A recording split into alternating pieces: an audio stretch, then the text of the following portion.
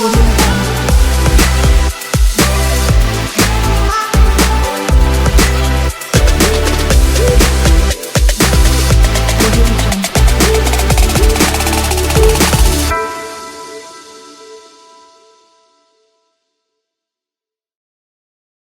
everyone, welcome back with a new lecture with ISO IEC 17025 2017 edition, and today's lecture will be the first lecture in requirement of ISO and general requirement impartiality. Impartiality, as I mentioned before in terms and definition, it means presence of objectivity, and they clarify the meaning of objectivity in note 1. They said objectivity means that conflict of interest don't exist or are resolved so as not to adversely affect the activities of the lab. So there should not be any conflict of interest from the lab staff, because that will have a negative effect on lab activities and lab results. And so the lab has to assess all risks due to impartiality inside the lab to eliminate or reduce this risk due to impartiality. Impartiality is a new clause added to this edition.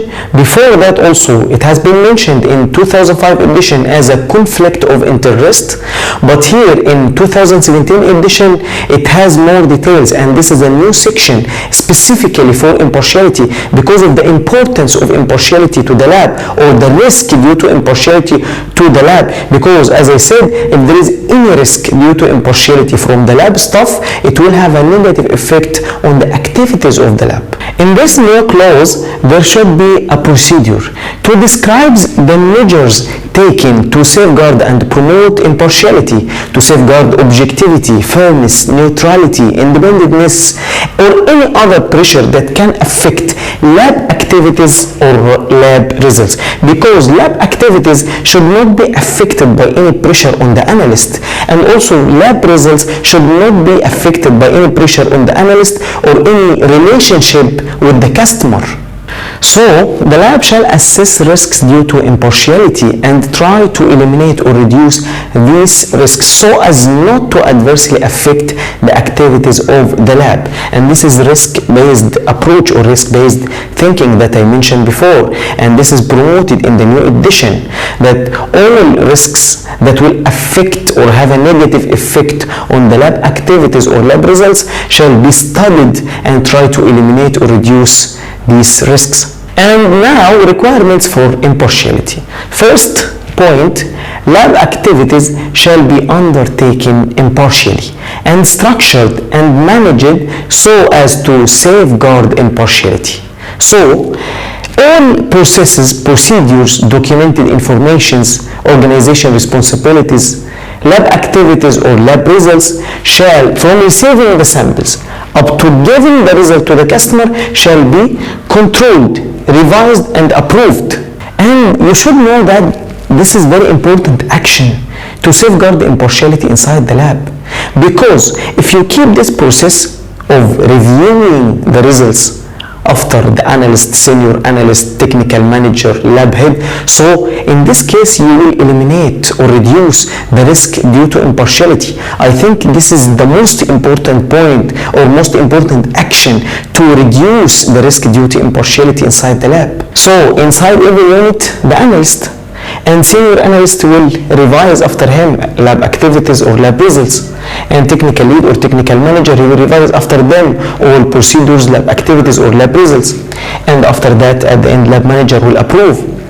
Quality lead or quality manager also will have internal audits. It will be at least 2 times per year, and he will keep maintaining all documents of quality management system. He will revise also and approve all documents, and he will provide the lab manager by any deficiency in the quality management system or lab activities or lab results to the lab manager. So if the lab follow this process, you will reduce any risk due to impartiality, you reduce too much risk due to impartiality. Lab management shall be committed to impartiality. They shall manage to safeguard impartiality inside the lab. That means they shall not put any pressure on the analyst to change result to any of their customers to make him satisfied, and also they should remove any pressure on the analyst.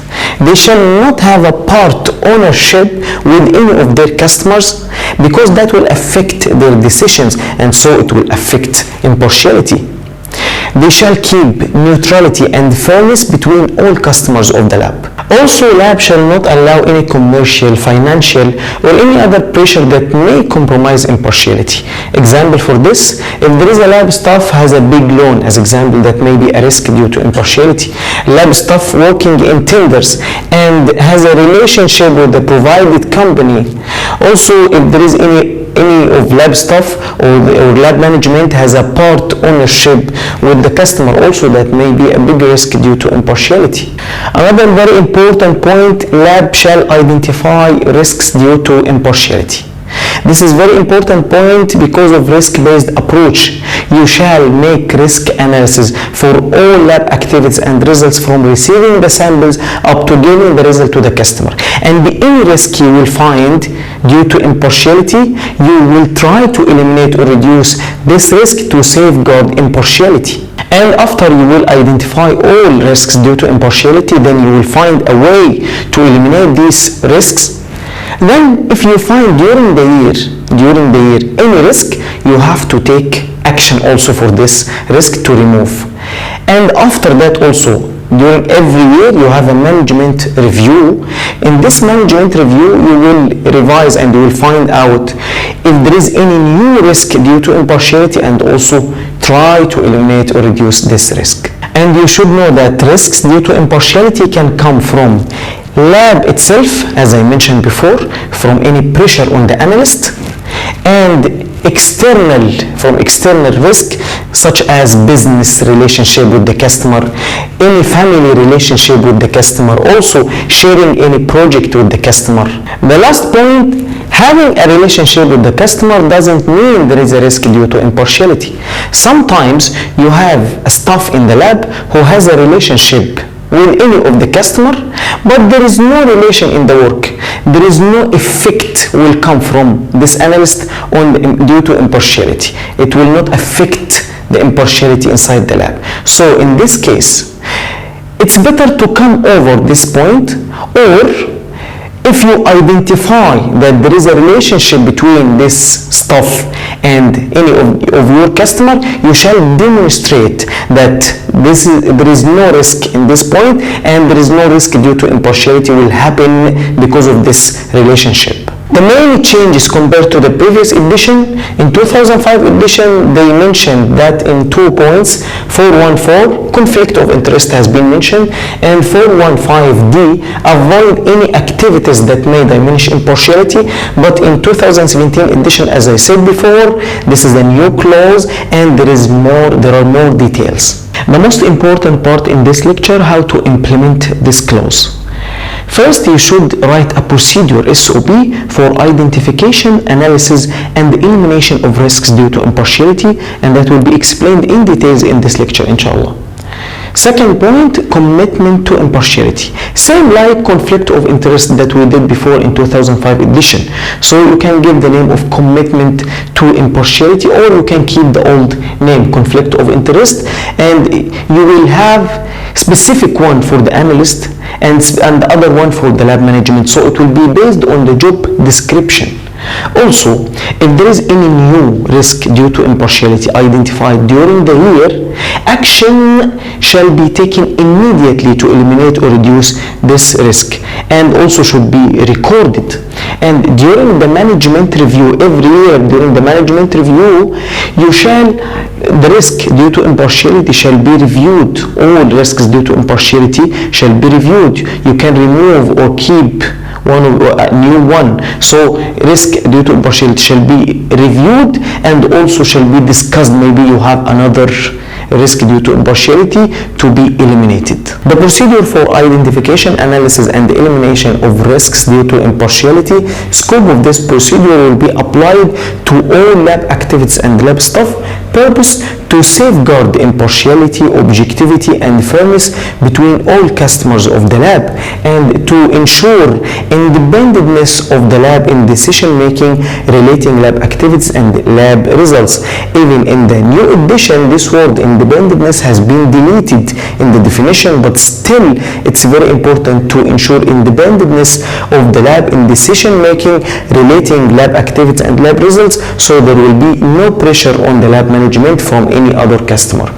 to remove conflict of interest and bias, and at the end to ensure the integrity of the results. If you safeguard impartiality in the lab and you remove any conflict of interest or bias, that will lead at the end to the integrity of the results. In the procedure, you can make assessment of impartiality, and you can divide this for these 4 types. First, type of the impartiality. First, you will define the type of impartiality and requirement for this type. What are the requirements for this type?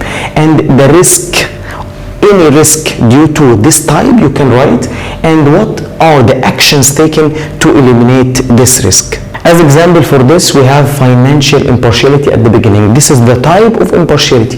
Requirement for this type, first point, lab shall not allow any commercial, financial, or any other pressure that may compromise impartiality. Second point, lab shall have a plan for attaining financial independence. Lab shall be independent, so there will be no pressure on the lab activities or lab results from the customer. Actions taken for this requirement to ensure financial independence of the lab shall have a price list for analysis that can cover all lab needs, from chemicals, from instruments, salaries, or any other thing. So price list of the analysis will cover all lab needs. Also, lab personnel shall not have a part ownership with the customer, and that can be signed in the contract of the staff, or can be written also in commitment to impartiality. And lab personnel shall not work in any other company that provide the same activity or deal with the lab personnel, and that also can be signed in the contract and the commitment to impartiality. Lab personnel working in tenders shall not have a relationship with any of the suppliers or has a big loan. In this case also you shall change this person with another person. Lab shall not allow customer to discuss with the analyst relating lab activity or lab results, and whoever can discuss with the customer is the quality manager or quality lead. He can only discuss with the customer relating the lab results or lab activities. Another type of impartiality, operational impartiality relating to lab activities. So first requirement of this type, lab shall not allow any pressure on the analyst from lab management or from customer relating lab activities or lab results. And that can be for the lab management, they shall not put any pressure on the analyst to change result for any customer, because that will affect impartiality, and that can be written or recorded in the commitment to impartiality for the lab management. And for customer, he cannot, or the lab shall not allow the customer to discuss with the analyst relating lab activities or lab results. As I said before, quality manager, he can discuss with the customer, and lab manager also. Also, the lab personnel shall not have a relationship with the customer, because that may affect impartiality. Another type of impartiality, organizational impartiality. So the lab shall keep neutrality and fairness between all customers of the lab, and also lab shall be impartial in analysis of risk, all risks due to impartiality. The lab management shall be impartial in this point, because this is very important also.